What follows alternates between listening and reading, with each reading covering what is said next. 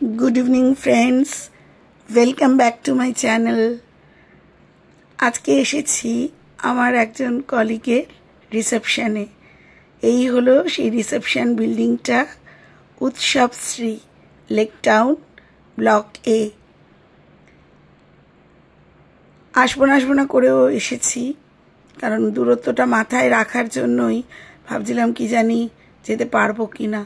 তারপর ওর এত আন্তরিক নিমন্ত্রণ ঠিক উপেক্ষা করতে পারলাম না, তাই ভাবলাম যে এতটা দূরের রাস্তা তো সকাল সকাল যাব, সকাল সকাল আসবো।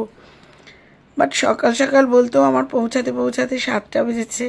গিয়ে দেখছি তখন এই আমাদের 3জন কলিগ এসছে, আর একজন এসছে, আর ওদের বাড়ির লোকজন। কিন্তু যাদের নিয়ে এই উন্মাদনা তারা দুজনই তখনও এসে পৌঁছাতে পারেনি, মানে পাত্রপাত্রী তখনও এসে পৌঁছায়নি, তারা তখনও রেডি হতে ব্যস্ত। আমরা গিয়ে তখন এই দেখো এখনও কোনো কাউন্টারগুলো স্টার্টই হয়নি, আর প্রবল গরম, মানে ঘেমে চান করে যাচ্ছি, তখনও এসিও চালানো হয়নি। তারপর দেখলো যে আর লোকেরা পারছে না, তখন তারা এসি চালাতে বাধ্য হলো।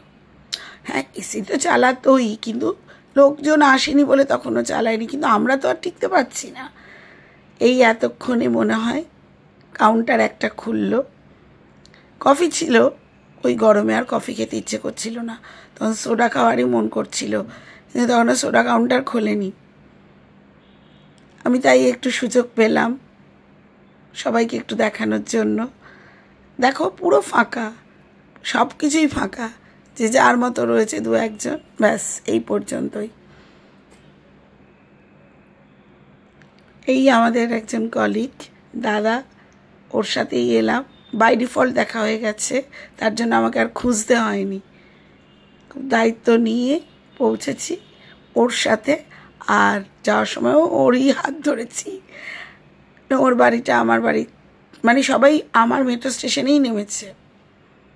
এবার আমি একটু ওই হল থেকে বাইরে এলাম, কারণ বাইরে কয়েকটা স্ন্যাক্সের কাউন্টার করেছিল। এই যে সেই স্ন্যাক্সের কাউন্টারের মধ্যে মোমো আছে, চিকেনের একটা প্রিপারেশন আছে, ক্রিসপি চিলি বেবিকর্ন আছে, কফি ছিলই বললাম, কফি তো খাইনি, আর একটা সাইডে ফুচকা ছিল। আমার ফুচকার দিকেও লোকে খুব একটা যাচ্ছিল না, কারণ এতটা হিউমিডিটি ছিল, লোকের আর কিছু ভালো লাগছিল না। গিয়ে মনে হচ্ছে কতক্ষণ একটু শান্তিতে বসে থাকবে। এই এসেছে পাত্রপাত্রী, কিন্তু দুঃখের বিষয় আমি পাত্রকে ঠিক ক্যাপচার করতে পারিনি। সে কোথায় কোথায় ছিল, অবশ্যই তার তো একটা বিরাট দায়িত্ব, তার থেকে এটা আশা করাও যায় না। কিন্তু আমাদের নতুন বউ, তার ফটো একটু হলেও আমি তুলতে পেরেছি, এটাই হলো পাওয়া। দেখে নাও, ভারী মিষ্টি মেয়ে, খুব সুন্দর আলাপি। আমাদের কলিগ যতটা ঠান্ডা, ও ঠিক ততটাই চনমনে। খুব ভালো লাগলো এটা। আমরা তো বসে বসে শুধু ফটো তুলছি, এই করছি সেই করছি, কারণ দেখো অপরিচিত তো, ও আমাদের পরিচিত।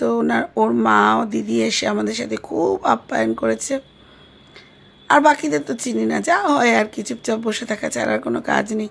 আমার তো ওদিকে টেনশন হচ্ছে, কারণ আমাকে তো বাড়ি এসে মাকে খাওয়ানোর একটা চিন্তা আছে। কিন্তু ওরা নিজেরাও দেরি করে এসেছে, এবং প্রথম ব্যাচ শুরু করতেও অনেকটা সময় নিয়েছে, প্রায় 8:20। আমি ওকে বলে রেখেছিলাম, দেখ আমি কিন্তু চলে যাব। তখন বলছে না আমি তোমাকে খবর দেবো। এই যে চুপচাপ বসে আছি, কোনো কাজ নেই। ওই পেছনে আমার কলিগরা বসে আছে। সর্বক্ষণ কাজের মধ্যে থাকা মানুষদের হঠাৎ করে চুপ করে থাকলে একটু অকওয়ার্ডই লাগে। তার সাথে প্রবল বেগে গরম, মানে ওই এসি রুমটা থেকে যেন বেরোতেই পাচ্ছি না। থ্যাংক গড ও একটা বুদ্ধিমানের কাজ করেছিল, এসি হল বুক করে। যাই হোক, ও আমাকে ফোন করে বললো তুমি যাও, খাবার শুরু হচ্ছে। আমি ছিলাম ফার্স্ট ক্যান্ডিডেট যে খাবার হলে এসেছে, তখনও স্টার্ট করেনি। আমি আসার পর বললো ম্যাডাম এবার তাহলে শুরু করুন, মানে আমিই বলতে গেলে ওর শুরুয়াত করেছি। দেখো সব টেবিল ফাঁকা, ওদের লোকই বসে আছে। অত গরমে আমি কিচ্ছু খেতে পারিনি, খাইও নি, মানে টুকিটাকি নিয়েছি কি নিইনি, কিন্তু সেটাও এতটাই কষ্ট হয়েছে আমার। বাড়ি ফিরে তোমরা তো জানো, আমার পরবর্তী ভিডিওগুলোতে দেখেছো। যাই হোক, ওভারঅল বিয়ে দারুণ।